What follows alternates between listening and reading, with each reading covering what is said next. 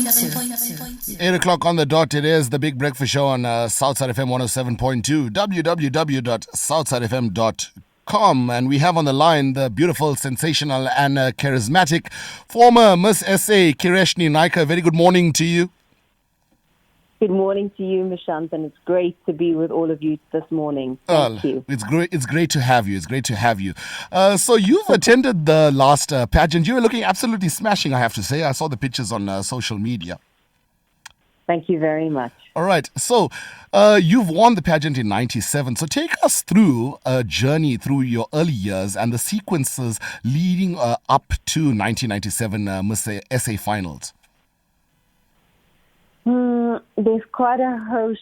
It was a host of events that took me to the Miss South Africa 1997 pageant, and it was quite an emotional couple of years because I was pretty much the overachiever, the ambitious perfectionist, had to be the best at everything I did, and made sure that I was an all-rounder.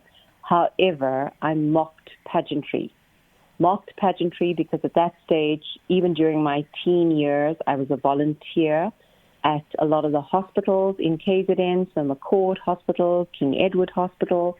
I used to volunteer at hospices. And being a volunteer that worked pretty much with people who were ill and the elderly, every time a beauty queen wanted to save the world, I used to follow this pretty closely and felt that they were not doing much to match their words. So in mocking pageantry, my father challenged me to enter as a teenager. Okay. So it was actually both my parents who challenged my sister and I, because my sister was quite the dramatic individual who is an actress and who would, strut her stuff down the TV room lounge, and I would then answer the questions. So my dad said to us, show me that you can do something different. The long and short of it is, I got into medical school. I decided to leave to study pharmacy because I was unable to dissect cadavers. I was way too squeamish for that. And when I entered my final year of pharmacy, I was under 21. So the SAPC, being the South African Pharmacy Council, would not allow me to register as a pharmacist because I had not turned 21 yet. Okay. And my father said to me, well, this is the perfect time for you to enter. And of course, I could not believe that he held me to that bet, because the last thing I wanted to do was to enter Miss South Africa. And I said to him, Dad, you cannot be serious. Not at 21. I'm not doing this. And he said to me, you've got full potential to achieve this crown. So I gave him a proviso because he was relentless in his pursuit of this title. And my proviso was, if by the time I meet the age restriction, and there isn't a woman who has won this, an Indian woman who has won this title, I will enter. Lo and behold, a month later, my dad died pretty unexpectedly and very suddenly. And on his deathbed, he said he had 3 heart attacks in a matter of half an hour. My goodness. Post a run in the morning. And he said to the surgeon who was about to take him into theater for a pacemaker, that I've got 3 messages for my daughter, one of which was that I had to enter Miss South Africa. And of course, by then, being the oldest child, I'd become the breadwinner of the household. We were all very devastated over losing my dad. We did not know what death was until, my father passed and transitioned. So it was a very, very difficult, tragic, and challenging time. And the last thing on my mind was entering Miss South Africa. Nonetheless, 3 years later, I met the age restriction and entered. All right. So what was it like at the crowning moment for you, knowing you've just won the Miss SA pageant? So given the context, Mishant, that I've just put forth, it was extremely emotional. Just emotional because I was thinking about my dad at the time. It was surreal. But not just my dad. I was thinking about my maternal granny. Maternal granny because I'm the oldest of 24 grandchildren maternally, and she had her sights set on me because at the time she was, just before Miss SA, she was fighting cancer, and she'd been on a cancer journey for 3 years. She watched me become Miss KZN because during those years, you had to be a provincial title holder in order to be a finalist in the Miss SA pageant. And watching me be Miss KZN, she felt pretty strongly that the Miss South Africa 1997 title would belong to me. And unfortunately, she transitioned literally days before I left to Sun City for the finals of Miss SA. So the crowning moment was just very, very emotional because all I could think about were my dad and my gran. And not just my dad and my gran, but it was a winning moment for the Indian community because I felt that the Indian community was now represented through this platform. Yeah. And it was also huge for KZN because we hadn't had a KZN winner in many years prior to that. So it was really, really, honestly, I wouldn't say it was the highlight of my life. At the time, it certainly felt like the highlight of my life. But in hindsight, Miss SA was 18 months of my life. Oh, wow. And one of my highlights. So I was amongst, the longest reigning Miss South Africa, and that's purely because I had adopted a political stance to the title. Political stance because I was there to defy the stereotype. Yeah. I was there to ensure that women were presented with intellectual prowess, women had IQ efficiency and EQ efficiency. I did not want to be chaperoned. I was pretty independent. So it really was one of the most amazing platforms ever to be afforded to any young woman. It's a platform I would embrace again, undoubtedly, in a heartbeat, because it just afforded me so many opportunities that I would never have had without that title, because I'd come from very humble beginnings. I had never been abroad prior to that, even though I was 24 years old. I got to travel extensively. I got to engage with heads of state. I got to liaise with so many charity organizations, and it just took philanthropy for me to a whole new dimension. Well, you was embraced by the late, great Nelson Mandela as well, weren't you? Very much so. I'll tell you that he heard my interview on radio, and it was the morning after I was crowned Miss South Africa. And the question to me was, what were my thoughts on the death penalty? Because that was the question that was presented to my runner-up. Mm-hmm.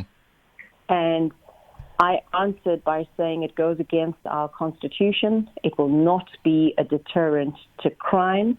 And I think that there were many other factors that we needed to address before we could get to the death penalty in order to, decrease crime in South Africa. And when he heard my answer, he got his lady at the house, Togo, to pick up the phone to me. And, well, obviously they picked up the phone to the Miss South Africa organization, got my mobile number, called me. And his first, after congratulating me, his first question to me was, were you related to Monty Naicker? Mm-hmm. And I said to him, Tata, Naicker is as common a surname within the Indian community as Kumalo is within the black community.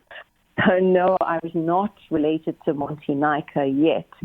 I am a firm admirer, an ardent admirer of his work. And within our family, we celebrate him for his role in, South Africa's freedom struggle. But no, I was not related to him. And then he said to me, would you come and have breakfast for me? Wow. With me, sorry. And I said, absolutely. And it was that was a highlight of my life. Because that was a dream come true. What was, winning this pageant, a lot of publicity you'll receive after winning something of this nature. So what was like thereafter, the extra media attention and the invasion of your personal space? Although they're adoring fans, it does become a bit much after a while. Very much so. I'm lucky in the sense that I learned very quickly to draw a line in the sand in terms of my personal life and my public life. And the reason I say that I learned very quickly was upon my returning to South Africa from the Miss Universe pageant, which was hosted in Hawaii in 1998, in May of 1998, I arrived in SA only to read my mum's obituary in the newspaper.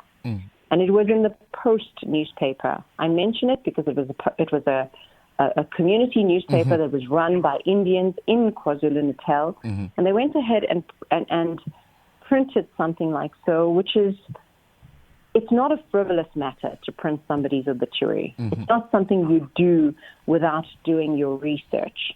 And it was just awful and really, really heartbreaking to read this, knowing that my mother was completely well and fine and all was okay, yet I'm reading a death notice of her in the newspaper. It was just awful. And then I learned very quickly about media sensationalism. Yes. Media sensationalism, because it was about anything that, would make the news sell. So yes, it's another time there was no social media for you to take to and put out a tweet or something to say that this is hogwash. Absolutely not. And in those days, even though journalists would say, they would quote you, as in, put out something you've said verbatim in the media. It was never the case. I will not forget doing a shoot for Drum magazine way back in the day, and a journalist said to me, "Come, Kerishnie, you're all too squeaky clean. Give us some juice." And those were her exact words. Unfortunately, she's no longer with us, but those were her exact words. "Give us some juice, Kerishnie. Every community wants to read some juice and something exciting. Tell us who you're dating." And I said that, the least of my concerns was to date somebody. At the time, I had too much on my plate. We were coming to terms with the loss of my dad, the loss of my gran. I had just become Miss South Africa. There was too much on the go.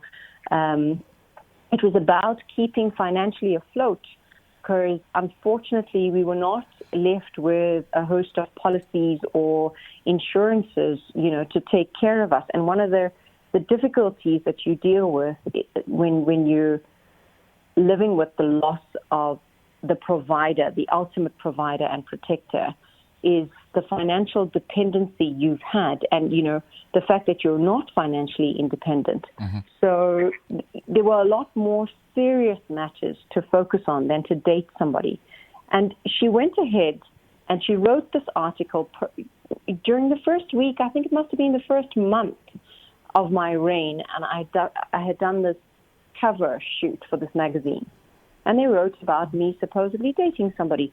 It didn't matter to me at all. But the point is, 25 years ago, looking at all of this in hindsight, it just shows you that they were so desperate to sell the news. And that's what makes me particularly sad about the fact that, today, the news that sells is the stories of other people's lives. Yeah, scandal and controversy brings ratings. That's why.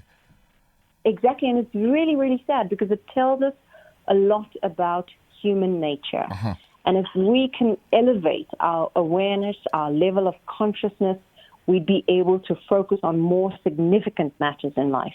100%. And there's so much more to focus on because the world is really in such a sad state at the moment, given the war in Ukraine and given where we're at. There's so much more we can do. And, I'm surely with COVID, by now people would have realized how unpredictable and limited the span of life can actually be. All right. So subsequently, since winning that pageant, your life has been really fast-paced, I would assume. So what have you been up to since 1997? A whole lot. Yeah, I can imagine. So if you could give us the highlights, basically.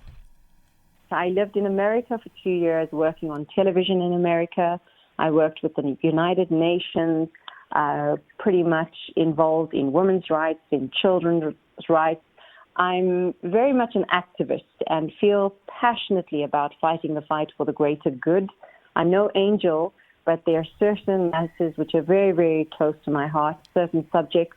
Healthcare is one of them. So I established the Kerishnie Naicker Welfare Initiative. And the value proposition to the Kerishnie Naicker Welfare Initiative is that we do not accept monetary funding. And the reason we don't is because there's so much fraud in philanthropy. So what we do is we match donors and beneficiaries.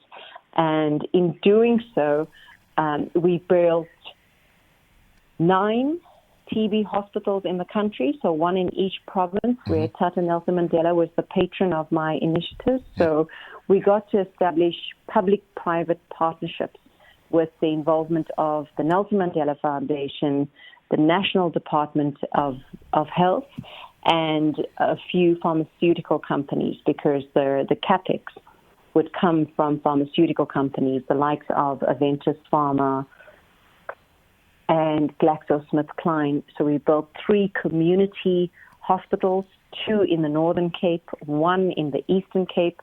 These were requests of Tata Nelson Mandela as well. I got to work very, very closely with him and worked with him for 10 years.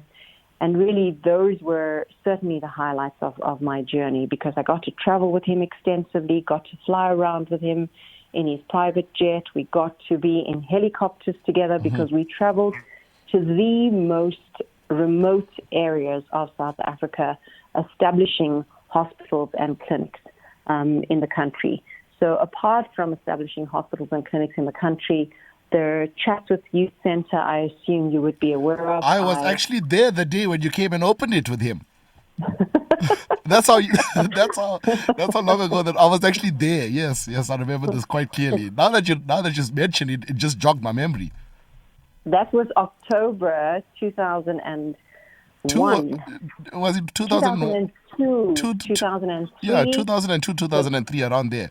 Yes, because it started in 2001. So after the kids died in that Throb incident, yes, nightclub disaster, I actually called Madiba, and at the time he was in London.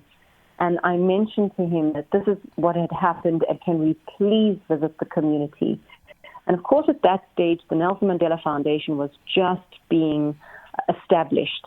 Before that, I could get to Madiba pretty easily, but the Nelson Mandela Foundation had come about with an extensive range of trustees, I think to the tune of 28 trustees, and we had to go through severe protocol.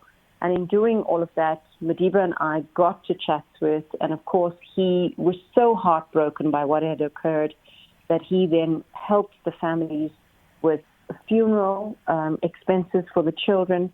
And when we traveled back to Johannesburg, we traveled back together in his private jet. And when we traveled back, we spoke about what could we do to help the community, and what was it that saw children in a nightclub. And of course, I got into a survey with the principals of the community of Chatsworth and surrounding areas, and we found that, the kids lacked recreational facilities.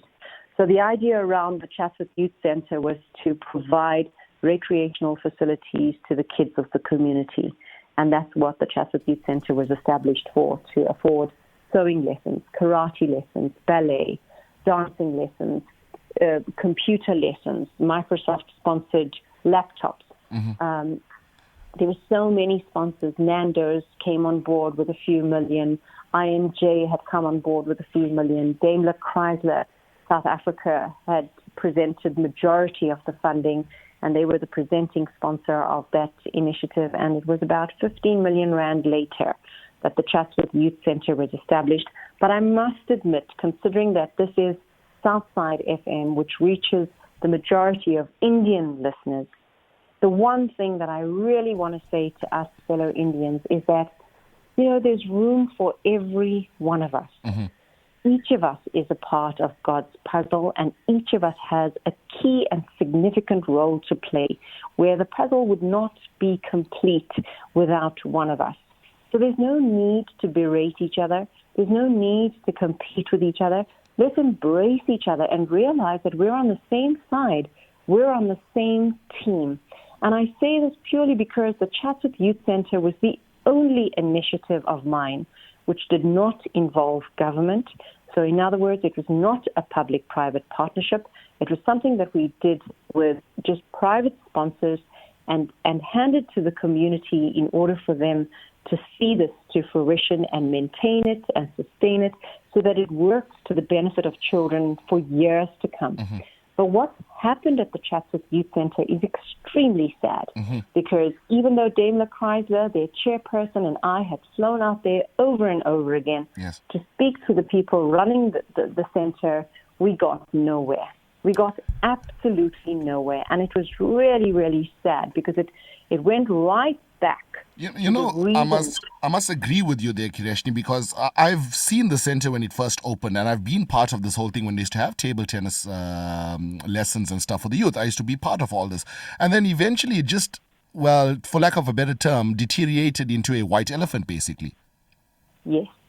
And it's not being utilized for the purpose that it was initially built for. Intended, yes, and they used Madiba's name in vain and they raised funding in vain. And I'm saying this out loud to the community, to the listeners, because for all I care, if the paperwork is there, I'm probably sitting on that Chatsworth Youth Centre Trust as a board member, which I'm really not. I'm not an active board member because it was just impossible to get through to the community because they went right back to that competition phase that brought about the Chatsworth Youth Centre, which is the height of irony. Because remember, the only reason that had come about, the only reason that the Throb disaster had occurred was because one fellow nightclub owner was upset about the fact that his nightclub was not busy, yet the other was. And so he went ahead and threw tear gas canisters into the nightclub that was busy. Who does that? Who is as myopic and short-sighted to kill people for the purposes of commercial gain? From what I understand, your whole initiative here was to give youth an alternative. Instead of going to the nightclubs, you can go here and make it a safe haven. Absolutely. That was the purpose. All right. So and that was the point. Definitely. It was not meant to be a... My co-host Revati has a few questions for you because she's the youth ambassador of Southside FM, and you just touched a nerve there for her now, so she's gonna. Yeah. You started speaking about something I'm very passionate about. The thing is that the Chatsworth Youth Centre is a great achievement and an initiative, and thank you so much for that. But with regards to the current challenges, and I just want some advice from you for the youth today. The youth are currently facing things like suicide, teen pregnancy, substance abuse, etc. In the Chatsworth and surrounding communities, predominantly in the Indian communities, what's your advice for them today? That they hold the torches and the beacons to their lives. Nobody has the ability to change their life as much as they can. So you are the architect of your own destiny. You are the master of your destiny. And by harnessing the power of your mind, you can do anything and everything you want. Going into the likes of substance abuse, you're only allowing your mind to deteriorate. You're allowing your central nervous system to deteriorate. And it will not serve you well. It will serve you negatively, but not necessarily positively. And nobody is going to be able to change your life around unless you want to. Engaging in teen pregnancies, you're still a child. As a teenager, your body grows quicker than your mind does. Allow yourself the growth that is necessary to become mentally expansive, to become mentally agile, so that you can become a mother when you are emotionally stable, when you are financially stable. Bringing a child into the world as a teenager, you're going to rob yourself of your life, and you're not going to be able to afford that child a good, wholesome life. And that child coming into this world deserves the absolute best. 100%. So my advice to the youth and to the children is to get an education. Get an education. I know I may sound like I'm generations before them. It's not the case at all. Education gives you something to fall back on. And if you watched that Miss South Africa pageant, you would have seen those are young women who command their place on stage, who command their place in South Africa, and who command their place in the world. And you can see how outspoken they were. You can see how intelligent they were. They're on a mission. They're on a mission because they feel that they were disadvantaged considering South Africa's history, And now they want to achieve, and they want to make sure that they have every opportunity possible. They grasp them with both hands, and they go forth with clarity of mind and with ambitious goals in their minds. And this is exactly what our youth are meant to be focusing on, is how can I play an active role in my community? How can I play an active role in this South Africa? This South Africa, which at this time, unfortunately, lacks principle, ethical leadership. We see corruption more and more, and this is what Tata Madiba was about. Yeah, he was about justice. The South Africa that we're living in now is not what he spent 27 years in prison for. That dream has long gone, has long died, what he envisioned. It's sad to say, but this is the situation that we're living in. But we can't say that it's dead. We need to ensure that it lives. 100%. We need to ensure that we bring that about. We cannot allow the darkness to overshadow the light. We can't allow that. We've got to let the light stream through, and we have got to be citizens of this land that, take charge of the torch and make sure that we can raise the vibration of South Africa. It is so important that we do this. And for me to hear that our youth are engaging in teen pregnancies, are engaging in substance abuse is really, really heartbreaking. You have a whole future ahead of you, and you're killing it by engaging in something that is within your control. This is within your control. This is something that you can decide. There's no external factors that influence this, yes. Yes. Okay. Yes. And also to parents, Nishantan, it's so important for parents to realize this. And I'm saying this to all our parents. Please do not have the attitude towards your children that, I brought you into this world, I can take you out. That is such primitive thinking. Yes. Every child comes to this planet with a right. Agreed. Each of us is human. Each of us is allowed rights, and rights to the effect of we have a right to life. We have a right to nonviolence. We have a right to truth. We have a right to peace. So these kids who are exposed to abusive parents, stand up, reach out, go to social workers, seek the help and advice you need. You do not need to bear the brunt of violence or abusive parents. Because we see, sitting on all these boards, I see so many children that are born to alcoholic moms. Yes. And then they come to this planet having cleft lip and palate issues. Not all kids born with cleft lip and palate problems are born to alcoholic mothers, but a lot of them are. All right. So, Kerishnie, before we wrap up, and we don't want to take up too much of your time, what are your current projects and what can we expect from Kerishnie Naicker in the future? There's so many current projects on the go, but the most important one, and it's not a project for me, it's a lifetime blessing, is motherhood. Okay. I was actually going to ask you about that. I didn't know whether I should or shouldn't. I have a 7-year-old daughter who is just the absolute blessing of my journey, and I think she's come here to teach me and many other people many, many lessons. So it's a learning curve. I'm very passionate about conscious parenting because if we raise conscious children, there'll be less unconscious adults. Oh, I love that. So I feel very strongly about that, because there are so many parents out there. I find it very interesting that you need a license to drive, but you don't need a license to parent. And sorry to say this, but I feel so strongly about it. Any idiot, any abusive person can become a parent. And then these kids are just subjected to the absolute worst. So I feel very, very strongly about parenting. And it's not just about my child. It's about education. It's about the fact that how are educators in our country assessed for emotional intelligence?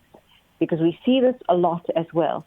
Kids are exposed to violence at school, not just at home. And the question is, yes, we're getting more and more teachers, and maybe we say that we have a shortage of teachers in our country, but those teachers who do come forth to teach, what is their emotional intelligence like?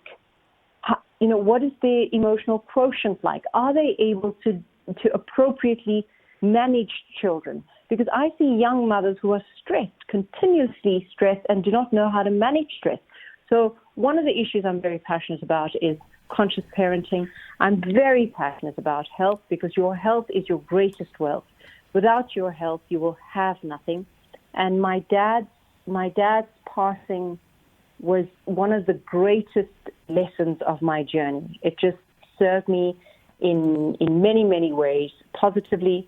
So I'm constantly working on health research, whether it's cosmeceuticals, because there's so much. Mm-hmm. And well, you know that I'm a pharmacist, right? Yes, so yes, whether yes. It's all sorts of, whether it's emollients, surfactants, flavorants, colorants that are in products which are artificial. We see the heightened levels of cancer. There's such an increase in the incidence of cancer, and we see it more and more every day because we don't realize that a lot of the food that we consume has chemicals in them which can make us prone to cancer.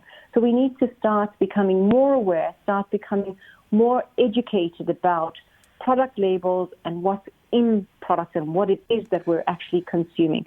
So working on a host of things within the nutritional space, within water and sanitation. I'm still pretty much the political activist, and I engage in a few discussions with political analysts, Yes. considering the current climate of South Africa. And I'm not one to make my initiatives public. I like them to speak for themselves once they've been addressed and done. So at the time of building the hospitals and clinics, nobody knew about them. Mm-hmm. People learned about them after they had been established. And that was not my doing at all. That was because Tata Madiba felt that the community needed to be aware. He invited me to breakfast.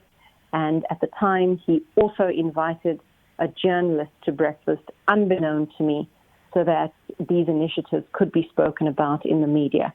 I'm not one to put what I do within the media space. And as I said, in 25 years, you would not read about my personal life in media. To Yes. date, I have not hosted an interview at home nor in my office because I'm pretty determined that, there's two aspects to my life. So very involved in a host of projects, and I do lots of speaker work, very much involved in facilitating medical conferences that I hosted. I played host, so in other words, speaker and MC and facilitator Yes. and panel discussion mediator for HASA, the Hospital Association of South Africa, when they hosted their last conference prior to COVID. And the one that they've just hosted now at the beginning of August was done by Leanne Mannis. So very much involved in the medical space. So SATS, the South African Thoracic Society, CWIG, which is the chest wall international group. That focuses on cardiology.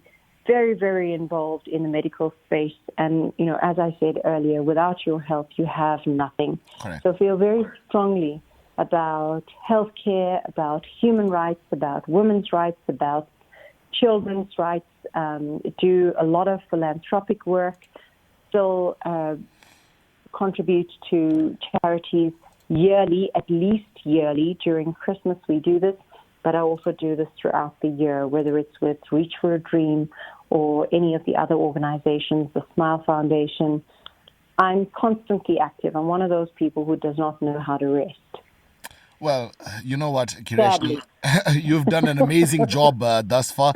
We will chat. I'll email you some stuff about the youth center that I've got in mind, and you can tell me how to go forward on it. But thank you so much for giving us your time this morning. It's been an absolute pleasure having you. I have a whole host of WhatsApps this morning saying that this was arguably the best interview heard on Southside FM because of all that you've had to say this morning, and the people really appreciated how engaged and how involved you are and how passionate you are about not only the youth but also this country as a whole.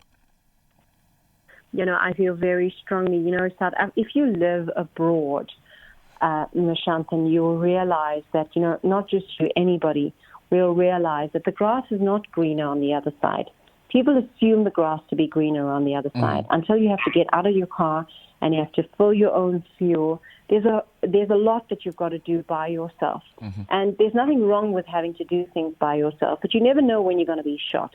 I was at a political event where a gentleman said to me, a very established, wealthy gentleman he and his wife have a home in London. And they said, just outside their home, right in front of Harrods, a man was shot and killed. And so I was mugged in LA, I was mugged in London, I've been a victim of crime at least 9 times in South Africa. So it's about the globe. But what we have in South Africa in terms of its landscape, in terms of the warmth of people, by way of the diversity that we have here, you will never find anywhere else in the world. I lived in America for 2 years. I lived in Europe for 5 years. I lived in Bali for 2 years. And there's many countries that I've not lived in. However, I can safely say that we have paradise in South Africa just without the appropriate leadership. Correct. But where have we had appropriate leadership? Look at Putin. Look at Trump. It is difficult wherever you go, wherever you look, there will be challenges. Because I think the key message here is that life is dialectical. It is pain and pleasure. It is happiness and sadness. It is night and day. You can't have one without the other. It's about managing the pros and cons and making the absolute best of this journey that you can. Take charge of what you can control, and that which you can't control, let go of that. All right. Thank you. Because there's only so much you can do. Thank you so much for your time, Kerishnie Naicker. It's been an absolute blast. Me. Thank you for making time for coming to chatting to us at Southside FM. And when you are in the area, do feel free to stop by. We'll be absolutely honored to have you. Thank you. I actually made a trip to Drakensberg, but and I know to get to KZN, to get to Pietermaritzburg, you host the show from Pietermaritzburg. No, right? it's from Durban. We're broadcasting from Musgrave, actually. Oh, wow. So sorry, my bad. I assumed you to be broadcasting from PMB. No, but we're reaching there. We're reaching all over. Durban, the next time I'm in Durban, I will let you know. All right. Thank you so much, Kerishnie. It's been an absolute blast. Have yourself a fantastic day and all the best on your future endeavors. You too. Thank you so much for having me. Best wishes with Southside FM and your personal lives as well. Thank you so much.